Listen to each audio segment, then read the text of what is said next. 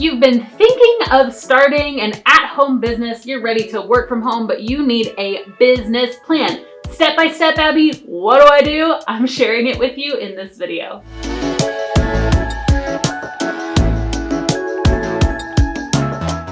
Hey, my name is Abby Ashley, and I am the founder of The Virtual Savvy. If you haven't heard of The Virtual Savvy, you should, because it's awesome. We teach people how to work from home, specifically how to start an at-home business by being a virtual assistant. And I talk about virtual assistants all the time here on my channel. So if you want to learn more about how to be a VA and work from home as your own boss, make sure that you subscribe to my channel and hey, click the bell to be notified every single time I release a new video on this channel. Now, how do I know so much about working from home? Well, I started my own at-home business in 2015. I was able to sell out my services within just 30 days of launching. And now, years later, I've gone on to teach thousands of others how to start their own at-home business as well. In fact, we have a community of over 70,000 at-home business owners. So I definitely know a little bit about how to start an at-home business, and I have been able to lead other people on how to do the same thing because it's the best thing ever, guys. I love working from home, pretty much in pajamas, like all the time. So let's talk about how to start an at-home business. Specifically, you wanted an at-home business plan template, and let me tell you, I am here today to not give that to you at all. Okay, no, wait, don't leave. I am going to share with you how to work from home, but I think one of the biggest misconceptions about starting an at-home business is that you need this fancy business plan, and there's all these templates on the internet about like how to start it and this and that. Guys, it's not that hard. It's not that hard to start an at-home business, and you don't need some formal fancy template to do so. You just need a couple of simple steps. So I'm going to share those simple steps with you in this video. All right, so the first step that you have to take when you're starting an at-home business is to know what you're going to sell, right? So choose your products or services. Here at The Virtual Savvy, we teach people how to start virtual assistant businesses. And so as a virtual assistant, you would choose the services that you're actually going to offer. And there's so many different kinds of services that you can offer online. In fact, I have a video linked below that you can click on and just learn about all the different ways that you can work from home. But with any at-home business, you have to know what it is that you're going to sell. So maybe that's selling hair bows or digital prints, or online services like what I teach, like social media management or copywriting or proofreading or customer service, or there's so many different services you can offer. So step number one, know what it is that you're going to sell. Step number two is to choose your pricing. Okay, so again, whatever you're gonna sell, how much are you going to sell it for? Now, as a virtual assistant, most of the VAs that I train start their rates at about $30 an hour. Sometimes a little less, sometimes a little more, depending on the services that they choose to offer, but you've gotta choose your rate. You've got to know how much it is that you're going to charge. So you may say, I'm going to sell, these products for $10 a piece. It may be that I'm going to sell my services for $30 an hour. But if you're going to be building a website and it's going to take you 10 hours to complete a website, and that's $200 an hour. So at the end of the day, you need to know not only how much is this product or service going to cost, but also how much of my time is it going to take to actually fulfill it. Step number three is to decide how much time you can actually take to commit to the business. Now, I am all about side hustles, right? I'm all about if you have a 9-to-5, or if you are a stay-at-home parent, or taking care of your elderly parents, or whatever it is, and you have a side hustle to make some side income. I think that's awesome.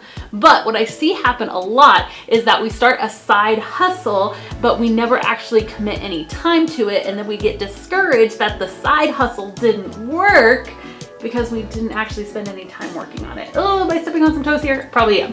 But here's the thing, it's so easy. If this is a side hustle for you, it's so easy to get sidetracked with our side hustle, right? And so you've got to take the time to actually say, this is my devoted time to work on the business. And there's a difference between devoted time and distracted time, right? There's a difference between I'm sitting down and I'm concentrating on this fully, and hey, I'm kind of sort of working on this while I'm also watching a movie and my kids are playing over here and I'm not really fully focused, right? And so make sure you have some devoted time every single week and you stick to it religiously. You completely say, I am going to focus every single week on my business for this amount of time. Set it aside, use time blocking, get a babysitter, drop the kids off at grandma's, whatever you need to do, right? To make sure that you have that devoted time every single week. All right, step number 4, you want to choose a name for your business, right? You want to know what it is that you are selling, what it is that you're marketing. And so choosing a name for your business, it doesn't have to be that hard, guys. I have an entire video on how to choose a business name linked below. It will really help you to decide. For most of my VAs, I say, hey, if you want to think of something super cute and catchy, go for it. But if you literally want to start your business just with your own name, that's okay too, which is really great for service-based businesses. When I first started my business name was Abby Ashley Virtual Assistants. Like, that's really original. I'm so creative. No, but really, I was able to sell out my services, right? I was able to replace my income. I was able to hire subcontractors, make $10,000 months with the name Abby Ashley Virtual Assistants. Like, if I can do that, you don't have to think of the best name ever. It's really okay. The great thing is that you can always change it down the line too. So what I usually tell people when it comes to choosing a business name is literally just pick a date. Say, by this Friday, whatever I've come up with, like the best name that I've decided on by this Friday, that's gonna be my business name. And you just draw a line in the sand, because this is one of those things that can just go on and on and on and on, and you like waffle back and forth about it, and you're like, oh, I don't know, maybe this, maybe that, and then it's like 3 months later and you still haven't even started your business because you're still trying to choose a name. Not cool, Robert Frost, right? So here's what you do. Choose a date, say I'm going to decide on my name by this date, and then move forward. All right, step number 5, with any at-home business, you've got to decide on your processes, right? What's it going to look like once a client or once a customer says, yes, I want to hire you, or yes, I want to buy your thing, right? Then what? You have to have a step-by-step process. And so write it out. What does it actually look like? For a virtual assistant, you'll want to have an onboarding process, right? So you'll want to get them to sign a contract. You'll want to send your first invoice. You want to have an onboarding call where you go over, hey, here's how I work. Here are my hours. Here's how you can send projects to me, right? Here's how we'll communicate back and forth. And so all of that is part of your onboarding process. And so what does it look like when a client or a customer says, yes, I want to buy your thing? Then what? Go ahead and have that process ready and laid out so that you know exactly what's going to happen once you start getting clients. All right, and then lastly, you've got to set up your legalities. It is so important that you are protected in your business. So a couple of things. That wonderful name that you chose, make sure it's not trademarked, right? Also, if you're doing services, you have to have a contract. We sell a virtual assistant contract in our store, thevirtualsavvy.com/store. You can check out that contract if you're doing freelancing or virtual assistant services. You want to make sure you have terms and conditions on your website. Is there sales tax that you're going to have to offer if you're doing a physical product? All of the ins and the outs about legalities, taxes, all of that you want to have figured out as well. A really great resource is score.org if you need to know if there's any certain restrictions in your city, if there's any licenses or permits that you need to be getting. Score.org is a really great resource to find out those local requirements. Okay, so I hope in this video that I've convinced you that you don't need a formal business plan, because a lot of times business plans don't even cover most of the things that we talked about here in this video. And the stuff we talked about here is the things that you really need to start a business. So don't tell all those business plan people, but they don't need your plan. So you might not need a business plan, but you do need a plan of action. And if you want to know the next steps to take in starting a freelancing or virtual assistant business, because guys, it's literally the best kind of business that you can start.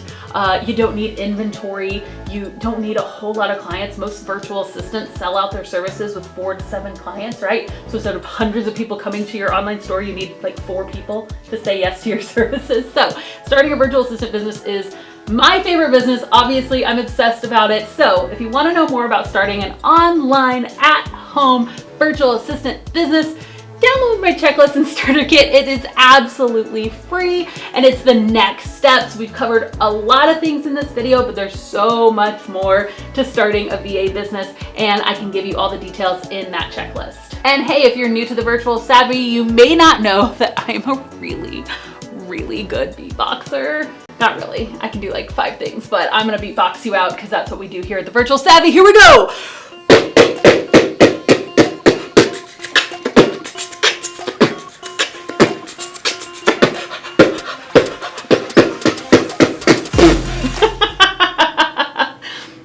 I told you, it's really good.